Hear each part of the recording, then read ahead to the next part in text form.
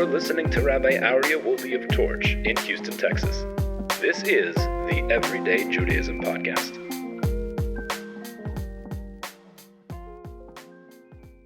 Welcome back. Good morning, everybody. It is so wonderful to be here, Everyday Judaism Podcast.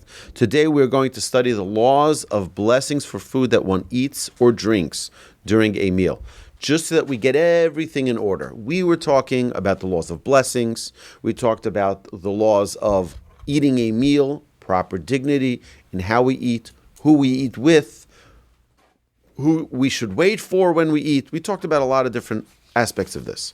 Now, before going into chapter Siman 43 in the Kitzur Shulchan Aruch, and hopefully finishing the entire Siman today, I want you to just understand that every meal that we are referring to is a meal that begins with bread.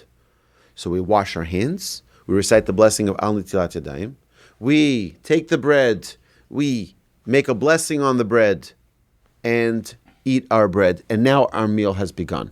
Okay, that's the way, when we're talking about a meal, that's what we're referring to. And when our halacha in this coming chapter is going to talk about eating something in the meal or within the meal, it's referring that it began with bread. It began with the Hamotzi. Okay, so now, what you eat inside that meal is all covered by the Hamotzi blessing. You don't need to recite other blessings added on to it. Okay, so let's begin. Any foods that we eat during a meal, midvarim sherigilim la'achlam b'socha su'uda l'sova, lisboa, kigon basar v'dogim v'mini lifton daisa u'mini levivos. So he says anything that you eat during a meal to satiate your hunger, like fish, chicken, meat, condiments, cereal, pancakes, even things that you don't eat with bread. Means just a dish, any dish, rice. You're eating that on its own. You're not eating it with your bread. So anything that you eat in the meal that begins with bread, and then will end with the grace after meals, with the Birkat HaMazon, all of those, kulam einam tzrichim bracha, they do not require a special individual blessing on those foods. Lo lefneim, lo achreim, not before eating them and not after eating them. Why? Because the blessing of Hamotzi covered them all. Shekevan she'ochlen osam lisboa. The reason for this is that since these foods are eaten to satisfy hunger, harein b'chal suda, they are all considered part of a meal. V'chol suda nigreus archalechem, and the entire meal goes after the bread. Meaning, anything that is considered part of the meal is not viewed independently, for the entire meal is considered subordinate to the bread with which the meal began. Shehu ikar chaye adam, which is the primary source of sustenance for mankind. Therefore, kulam niftar beberchas hamotzi ubeberchas hamazon. All the foods that are eaten in that meal are exempt from individual blessings before eating them and blessings after, because you already recited the hamotzi in the beginning of the meal, and you're going to recite the grace after meals after, the Birkat HaMazon, and therefore they are all exempt from individual blessings. Okay, is everything clear? Yes. We got this? Okay, great. And even in a case where after he began the meal, food was sent to him from a neighbor, you do not need to recite a separate blessing on them. The stama das ha'adam al kol ma sheyavi'u. Because when one recites Hamotzi, he has in mind that everything that's going to be in this meal is part of the meal. Okay, now, if you notice when we began, we said food that satiates hunger. What does not satiate hunger? Dessert. Okay, we're going to talk about that. Dessert is one of the most interesting and perhaps confusing parts of the laws of blessings, because we have to know what falls into the category of being part of the meal and what does not fall into the category of being part of the meal. Okay, halacha number 2. V'chein, likewise, you don't need to recite a separate blessing on all the drinks that you will drink throughout the meal. Because beverages are considered part of the meal as well. The ein derech achil b'lo shtia, because it's very uncommon for one to eat and not to drink. Chutz mi'al hayayin. One exception, and that's wine. Lefi shehayayin hu davar chashuv, because wine is a very respectable and special and significant thing. Afal pi she'eino tzarich lishtos, even though he doesn't need to drink wine. Nobody drinks wine to satiate their hunger or thirst, or to quench their thirst. But, for example, the obligation of Kiddush on Shabbos and Havdalah at the conclusion of Shabbos over wine could go in Kiddush or Havdalah. Therefore, one must recite a blessing upon drinking wine even during a meal. But if you began, like on Friday night, you begin the meal with wine, with Kiddush. On Shabbos morning, you begin the meal with wine. Then during the meal, you do not need to recite another blessing because you already recited the blessing at the onset of the meal. However, it's important to know, if you bring during the meal a finer wine onto the table that was not on the table at the time of Kiddush, then you recite a blessing.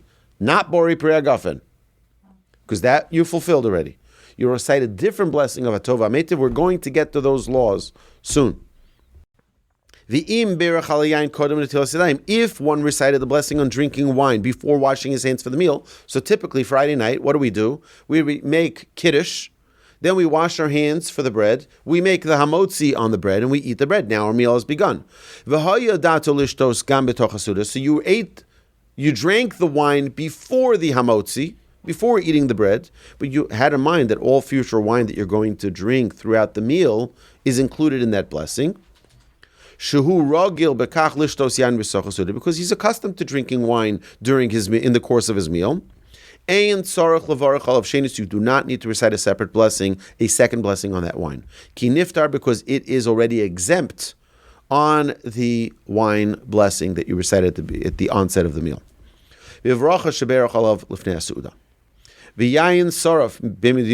Liquor that is served many times during a meal, which is not always a standard to drink during a meal. There is a halachic doubt whether or not this blessing needs to be recited on the liquor. So if you're having in the middle of your meal, you're having a shot of whiskey or a shot of tequila or one of those delicious things. So heavy suffik imu b'chlal sudolo. It is a doubt whether or not it is considered a part of the meal. Therefore, im dato lishtos yain saraf b'socha suda yishte me'at kodem netilas yadayim. He says, therefore, if one is planning to drink liquor during the meal, he should drink a little bit before he washes his hands for the meal, dahainu pachos mikazayis, and to drink a little bit v'yivarach and recite it then, the blessing before, v'yichav and lifter, and should have in mind that all the future drinks that he will drink throughout the meal will be included in that blessing. Gama sheyishte b'socha seuda v'im lo asachen yivarech mitchila al ktsas tzukar. He says then a solution to this would be to recite a blessing on a little bit of sugar. V'yiftoros hayayin saraf, and then he will exempt the liquor. V'yesh noagin litbal me'at pas b'socha. Some say that you should just dip a little bit of bread into the liquor to avoid the halachic doubt regarding the blessing for the liquor. And there are those authorities who have reservations about the efficacy of this solution. Today already it's become completely normal for people to have a shot of alcohol of any kind during a meal. It's a normal thing today. Most meals that I've ever been to, at some point during the meal, at least in my home, when we're hosting, I will go right after the fish course. I will go and offer everyone a drink of wine or a drink of any beverage if they're over the age of 21, of course. But what's the reason for that? There's a number of reasons for it. There's an ancient teaching, which we learned here in our Halacha, that one should not eat fish and meat or chicken together. Okay? You should always have a separation between fish and eating meat or chicken. Why? Because of danger of one. There's halacha that talks about the dangers of eating, and eating fish and meat together is problematic. Therefore, in halacha, it's not like fish, it's not like dairy and meat. It's not like milk and meat, which the Torah says should not be eaten together.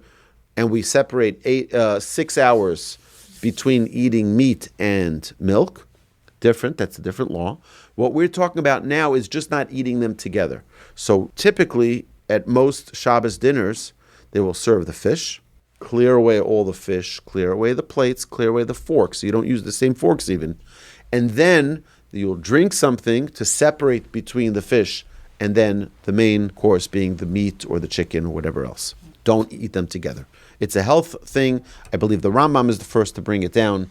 Maybe the Talmud it's actually brought. Okay, now what would happen back in the what people would do is that they wanted to clean all remnants of the fish. So what they would do is they would drink a shot of liquor or whatever it was, and that alcohol would sort of cleanse their palate, cleanse not only for flavor and taste, but also for purification. So if there was any remnants of the fish, it would be cleaned out with that shot of whiskey. So that's typically when people will make a l'chaim, they will do it after eating the fish. Halacha number 3. If one wishes to eat during a meal, peiros below pas, fruits eaten separately from the bread, the law is as follows. Since fruits are not the primary component of a meal, therefore, even if they were placed on the table, before the Hamotzi was recited, they do not exempt. They're not exempt of the blessing because of the Hamotzi. And one must recite the before blessing for eating fruits, because fruits are not typically eaten to satiate one's hunger. And even if those fruit were on the table, it doesn't exempt it from the blessing. But the after blessing does go along with the Birkas Hamazon. They are exempt. If one does not want to eat any fruit unaccompanied by bread, rak impas, but only eating it with bread, so he's eating his fruit together with his bread, then you don't need to recite a special blessing on them, because what is the main part? The main part is the bread. Because they're considered subordinate to the bread. And if one wants to eat ktsas impas v'ktsas below pas, he wants to eat a little bit of his fruit with the bread and some without the bread. One should be careful. Lechol tchila below pas, then you should eat the first bite of the fruit without the bread, recite the blessing on it, and then eat it with the bread. But if one eats first with the bread, and then without the bread, then there is a doubt whether or not he is obligated to recite that blessing. And whenever you have a doubt with blessings, lekula, we go to the more lenient side and you do not recite a blessing. Whenever you have a doubt regarding blessing, for example, if someone doesn't remember if they recited a blessing, Safek brachas lahakel, we assume that you recited the blessing and you do not recite a blessing again. An exemption to the above halacha. V'yesh regilun lechol bein machol lemachol eze davar shemamshich tavas ha'achila. There are people who are accustomed that between courses they eat something to arouse their appetite. Kigon, zayis moluach, pickled olives, limonim meluchim, pickled lemons, tznon, radish, vikadoma, and the like. In Israel, they do this. They have these spicy vegetables that sort of is like opening up your palate for your next course that's going to be eaten. Zeu nikra machma sauda. Although fruits ordinarily require a bracha rishona even during the meal, these are considered part of the meal. Why? Because their only purpose is to open your appetite for the next course. Because like this, you're going to eat more because you're going to have a bigger appetite. Therefore, you do not need to recite a blessing on those fruits that are eaten during the meal. Because the bread absolves that obligation of blessing. Number 4, halacha number 4 in Siman 43. If one designates fruits as the main part of his meal, so he will eat them with his bread, since this is the main part of his meal, they are exempt because the Hamotzi covered that. Even if they were not on the table at the time of the Hamotzi. The only thing that you should be cautious is to eat the beginning of your fruit dish with some bread. Then even what you eat after without the bread will also be included in that meal. Okay, now, there are some people, I remember my grandfather was a vegetarian, except for once a year. There's a special mitzvah to eat meat before Yom Kippur. So he would eat meat before Yom Kippur, and it would give him strength for the whole Yom Kippur, for fasting. And it's very interesting that I was trying to persuade my grandfather. I said, if it gives you so much strength for Yom Kippur when he was older, already in his 90s, I said, you should eat it every day. If it gives you so much strength, you should, he didn't take my advice. But either way, now, one of the reasons he was, if I am not mistaken, this is something that I learned from an interview that someone interviewed my grandmother of blessed memory. And she said that when my grandfather was in Sweden, he had heard that there was an entire train load of hundreds of Jewish girls that were taken from DP camps that were being imported into Sweden because there was a shortage of women for the Swedish men. And my grandfather heard about this and he said, no way, not our Jewish girls. They're not going to be defiled and married to Swedish men, non-Jews. We're not going to do that. So he opened up a school overnight for these girls. My grandfather was single. One of those teachers was my grandmother. So very amazingly, my grandfather also went on Rosh Hashanah, bed to bed, because there were many sick girls. They were in a hospital. My grandfather went from one room to another room and blew the shofar for each of these girls. Some of them didn't make it through Rosh Hashanah even. They were so sick. But my grandfather, where did he sleep? He didn't have where to sleep.